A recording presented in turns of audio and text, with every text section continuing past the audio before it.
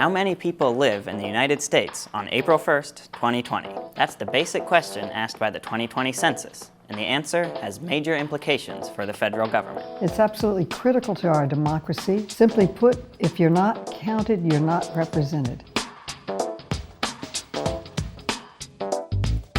The census is right there in the Constitution, Article 1, Section 2. The U.S. Census is mandated by the Constitution and happens every 10 years at the start of each decade.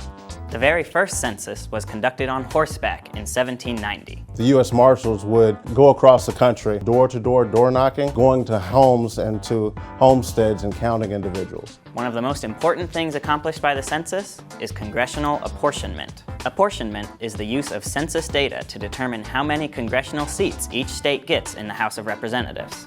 As the population of the U.S. grew, so too did the number of lawmakers in the House. That is, until 1913, when an act of Congress effectively set the number of House seats at 435, which is where it remains today. Now, instead of adding more districts as the population swells, the districts themselves get bigger.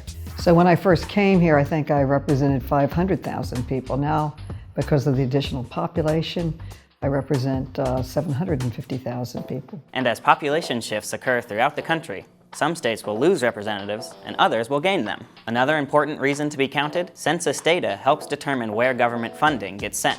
It determines where over $800 billion a year is allocated, everything from health and hospitals, Medicare and Medicaid. The benefit of responding to the census impacts your community in services that are provided at the local level. If you look at it, New York City would get roughly $2,800 per person. So if you're not counted, you're not getting your fair funding and you're not represented. So, who all gets counted by the census?